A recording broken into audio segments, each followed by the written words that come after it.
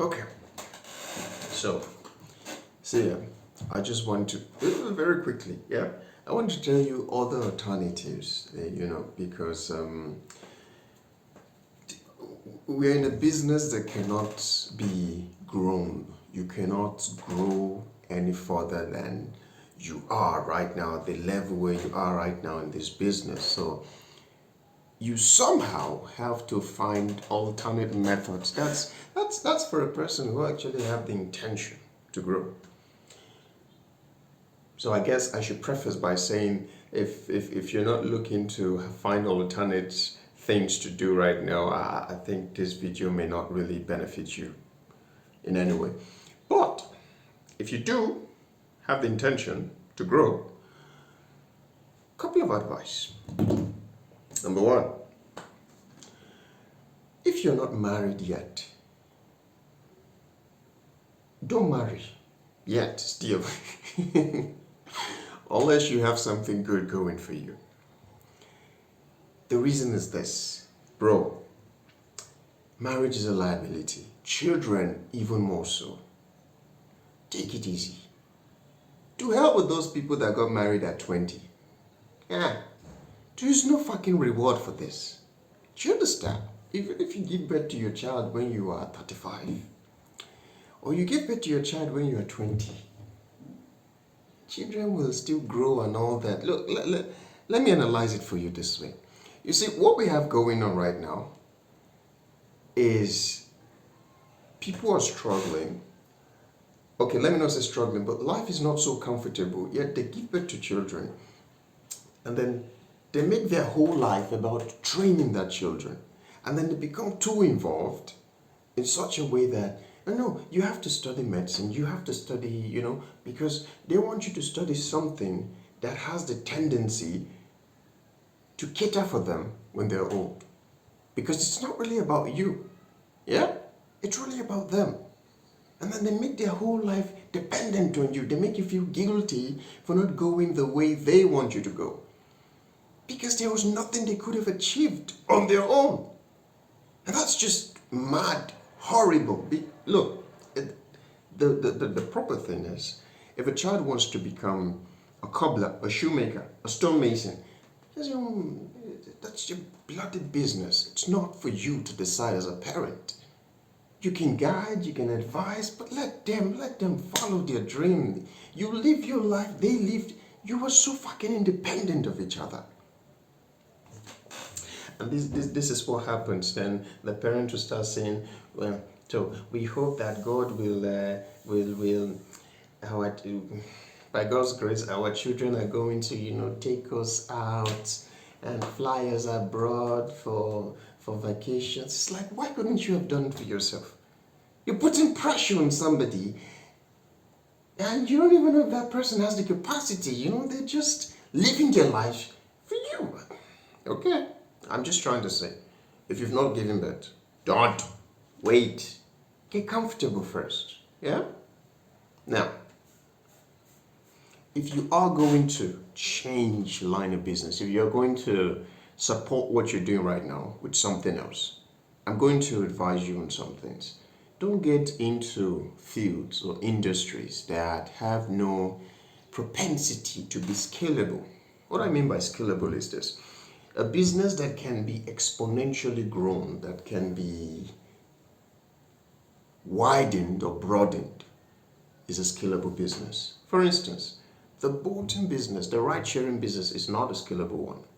You are one person driving one car.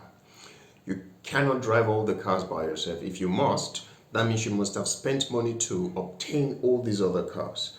Let's say you spent 5 million. Let's say you even spent 2 million to get one car. And let's say you make at least 100,000 on average in a month. Could be more, could be less. It's going to take you a little, around maybe 2 years, maybe a little bit more, to make back the cost of obtaining that car. That's bullshit. This brings me to my second point. Don't invest in something that gives you peanut as payback. This is why building a house and renting it out is so fucking stupid. I'm sorry I'm cursing a lot. Jesus. It's so wrong to do that. You spent like, let's say 10 million to build a house and then you're renting it for like 150K. Do you understand that it's going to take a long time before you recuperate, and then before you start talking about profit, the house is already becoming dilapidated? If you're going to build something, build a commercial business, build a shop, build a lodge, build a bar, build a restaurant, build a commercial thing. That's how you recuperate your money faster. Don't go into things like cafe shop. I don't know what people do. It's terrible, because the money you spend in buying the things to fit into that shop, I mean, you print and you take 10 naira, 20 naira, 100 naira, whatever. You're taking peanuts, but then your investment in that place was almost 1,000,000 naira. It's going to take a while. All right? Now, tell you what, for any of all these businesses or whatever they are, it's very important to also realize that there will always be some percentage of people who have made it and made it big. Don't play that odds. I'm never going to advise a person to study law, for instance, in Nigeria. Hell, in any part of the world, doesn't matter. Do you know why? Because the tendency that you're going to be a charge and bail lawyer is much higher than the tendency that you're going to be that 1% out of the 100% of lawyers in Nigeria who are doing well. Your chances are very little. Don't play that odds. This is your life you're talking about. If the odds are not great, don't go. It's negligence to just do that. It's like you're setting yourself up to fail. No need to go into all that. Go into something that has more chances of being good. For instance, people who go into POS business, the chances that you're going to make wealth out of POS business is next to nothing. It's like 0 point something percent. Don't do it. Yeah? You will struggle. You will... No. Okay? You know what? Let me just give you some tips. If you're going to go into a business, go into something that has a tendency to create wealth from you. Look at antecedents. Look at other people who have wealth and understand what kind of business they're into. Go into those type of lines of business. For instance, if you're into fashion, if you're selling cloth, you can expand that business. That is an example of a business that is scalable. Okay, you can have other branches. You can increase your inventory, and that's it. You're increasing the business. The owner of Rough and Tumble is one example of a person who made mad money from clothing business, although her clothing brand was for children, Rough and Tumble. Another kind of business you could go into, and this is something wealthy people do, and the reason I even talk about is because these are industries, me, myself, I am patronizing at the moment. So I know for a fact that they're good. You could invest in securities. I don't want to say stock, because stock it goes up, it comes down. That's just, I don't know. As a forex trading, gambling thing, is same as gambling, sports betting and all that. Securities, specifically Treasury Bill. At the moment, Treasury Bill is hot. What is a Treasury Bill? Just in case you don't know, Treasury Bill is the government of a country wants to borrow money from its citizen. It's called Treasury Bill. They do it through a security called Treasury Bill.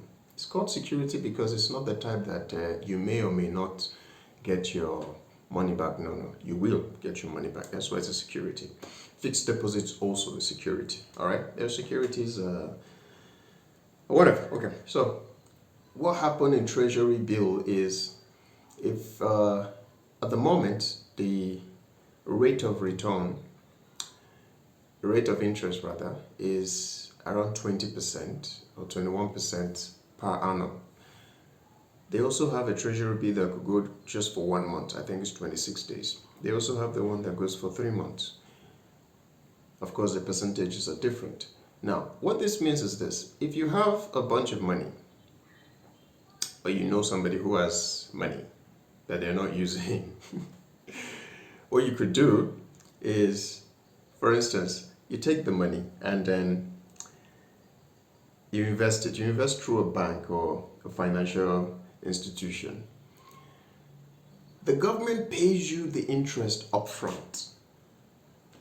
If I have 1 million and I want to invest in Treasury Bill, I go to the bank and then instead of them to take 1 million from me, they will take 800,000.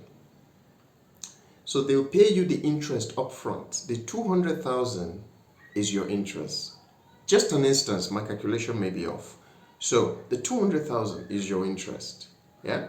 So what happens now is after the period elapses, or the length of time that you want your treasury bill to go for, I think the highest is some 1 year plus.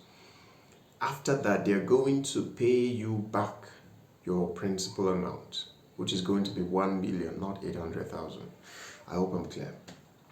So treasury bill is pretty hot right now, and like I said, it's a security. It's not you may or may not know, you will. Okay, read about it, learn about it. Fixed deposits are there. You know, just the only issue with this type of securities is that they will benefit you more if you have more money to put into it. So if you have to borrow the money for a month or something like that, make sure you read up on it, make sure you understand it, make sure you ask people who have been into it before you go into it. I'm just saying that this is one of such ways, and other things like I mentioned, fashion.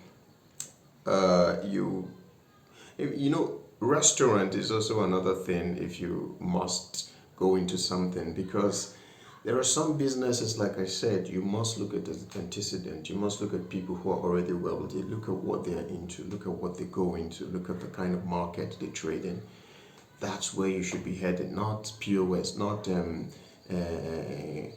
what do you call it? Is it cafe center? Those people that print things out. I don't understand it. There's a bunch of supermarket everywhere now. It depends on your location. Do you understand? Depends on your location. That's how you make the best or the most out of it. So this is just this thing. I'm just trying to say, okay, don't be mediocre about things and don't make bad decisions. You don't have to rush into anything. Take your time, grow, build, and win. Bye bye.